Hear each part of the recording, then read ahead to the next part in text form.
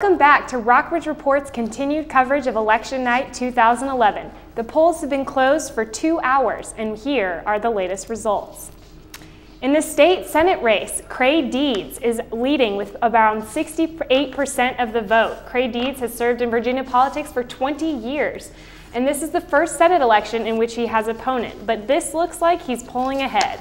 In the Rockridge County Sheriff race, Chris Blaylock is leading the candidates with around 75% of the vote. Blaylock is the only candidate in this sheriff race who is currently working in the Sheriff's Department. He has been the assistant deputy to exiting Sheriff Robert Day. In the Commonwealth Attorney's race, Bucky Joyce is leading with 62.5% of the vote. Joyce is the incumbent Commonwealth Attorney. Looking at the Board of Supervisors for the Buffalo District, it looks like John Higgins has won the election with 53% of the popular vote. It says here that John Higgins is a native of Rockridge County and has been the superintendent of the county jail for the past 20 years. And he says he believes in working for his common people, noting that his political views don't lean either way. In the Board of Supervisors race for the South River District, with 75% of precincts reporting, it seems as though candidate Campbell has 52% of the vote. Ronnie Campbell is the father of 5 girls and formerly sat on the school board for 10 years. As he campaigns for the Board of Supervisors job, he's still concerned about the county school system. And finally, the information we have so far is for the Rockridge County Treasurer. Betty Travato is winning with 50% of the popular vote, with 94 precincts reporting. Betty Travato is the Republican candidate who will continue to work in the Treasurer's office, where she has spent the last 25 years. After the break, we will be joined via Skype with Rockridge reporter Billy Crosby, live from Buena Vista. Hey, welcome back to the Rockridge Report. We wanted to correct a little error we had on the graphics earlier. John Higgins, actually, for the Board of Supervisors in the Buffalo District, has won with 100% of precincts reporting, with 53% of the vote, against candidate Mogensen. So, moving on now, we are joined with Billy Crosby on the phone, and he's in Buena Vista. Hey, Billy, what's the latest in Buena Vista? Well, Ann, it looks like Frankie Hogan is ahead right now, although they are still counting the votes. It looks like they had a few votes unaccounted for, and they're currently haven't counted all of the absentee votes or the write-ins yet, so I'm just waiting to hear that final verdict. So, but right now it's looking like Frankie Hogan is ahead. Okay, can you talk to me? I know there's been some discussion about this write-in vote happening in Buena Vista. What's going on over there? Well, when Ward 2 reported they had 33 write-ins and they didn't feel it was a big enough issue to account for it, and they weren't all for Mike Clements either, so that was a big surprise because Mike Clements told me yesterday that a few of his loyal followers were planning on writing him in his name so he could have another run as mayor. Okay, did he want to be written in, or was that something that his friends were just doing to support him? He was not running a write-in campaign. It was just his followers that wanted it. He is not at the municipal building, so he was not planning on winning. Okay, so can you tell me a little bit about both of the candidates, Tommy Kieser and Mr. Hogan? Yes, Mr. Hogan, he is currently the vice mayor, and he's really excited about being mayor. He told me he was happy if this is the way that the numbers go. But his plan for Buena Vista, he said it's just a matter of everyone sitting down and figuring out how to get out of this economic mess. I talked to Tommy Kaiser earlier. He had to go into a fire chief meeting. He has not been out to hear the numbers yet, so I haven't had a moment to speak with him. But he says if he loses, he will plan on running 2 years from now. Okay. Vice Mayor Hogan, what kind of recommendations does he have to fix Buena Vista's economy? He wants to fix up the town. He says if it looks a little prettier, industries might come in to try to bring more business into the town. But he really just told me that it's a matter of everyone sitting down and figuring it out. I asked him if it came down to it, what would he cut out of the government? And he said he would look at nonprofits first, and then he'd base each organization on which one he feels does the most for Buena Vista. Okay, and what about Mr. Kaiser? Does he have any different kinds of plans, or is it just all about getting that economy back on its feet? Everything's about the economy right now, because Buena Vista had a lot of trouble with that golf course.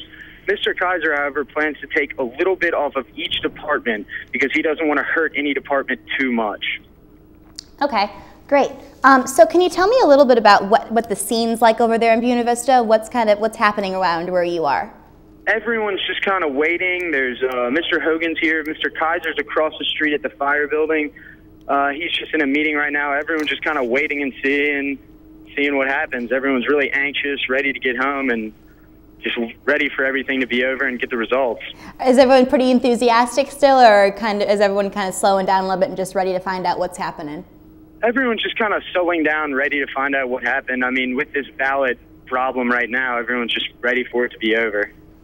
Okay. Why? I mean, do you know why there's been a problem with counting the ballots, or is it just a systematic issue? It's just a systematic issue. When they were writing up all the votes, they tried to count it up, and there were actually 1,146 people voted today, which is about 30% of registered voters in Buena Vista. Okay. And when they wrote up the numbers, they didn't really add up. So they're trying to see where those missing votes are. Oh, okay. Great. Well, thank you so much for keeping in touch with us, Billy. Well, thank you. All right. Talk to you later. Bye. Bye. Stay tuned to the Rockridge Report for more election night reactions and the latest results. Hi, and welcome back to the Rockridge Reports election coverage 2011. Joining me again is Doug Harwood, and we're going to pick up where we left off and talk a little bit about the Buena Vista mayor race. Starting to get some results in. We see Hogan is kind of pulling through right now. What would this mean for Buena Vista if he wins the mayor spot? You know, if either of them won the mayor spot, there aren't going to be any huge dramatic changes in Buena Vista. For one thing, the mayor is just one vote on city council. And I haven't heard about the city council races yet and who's winning and who isn't. And depending on who wins those seats on city council, that could make a huge difference in what a mayor could get done or couldn't get done. You know, by themselves, they don't have that much power. They can set the agenda. Is the big thing the mayor does. But Frankie's, both of them, Frankie and Tommy Kaiser, they've been around forever and they know the town upside down and backwards. And they mean well for the town, and the town isn't, you know, people around here have been predicting Buena Vista's doom since the day it started back in 1890. It's almost a sport. People over there aren't quite so pessimistic about it. The biggest real hurdle they're having, you know, finances get mentioned a lot in the papers, and they get mentioned a lot when someone wants to beat up Buena Vista. And Buena Vista is not in the greatest shape in the world, but it's not in the worst shape of any government in the country, that's for sure. But one of the biggest real worries that they have is what happens when the new reassessment comes in. Now, why that matters, if property values in Buena Vista take a nosedive, then City Council is going to be in this sorry position of either having to raise the tax rate enormously. And while it won't make that much difference on people's bills, you know, if you watch the value of your property go down 30% and your tax bill's still the same, you're going to be pretty mad about that. Well, at the moment, the last I knew anyways, the figures really hadn't come in very much about the reassessment, so no one knows what that's going to do. But that, as much as anything, and certainly as much as the mayor's race, is going to determine a lot of what happens with Buena Vista's government and what it has to cut or what kind of money it has to play with. Now, each of the candidates has kind of a different economic plan, and both of them involve cutting from the budget. But with these kind of conditions that you've talked about with the reassessment, the possible keeping the taxes high as property values go down, are these economic plans really are they going to be able to do a lot once they get into the mayor's office? Well, you know, what allows any government to some wiggle room and allows it to do a lot of things is money. And if it doesn't have any money, then all of a sudden that wiggle room's gone.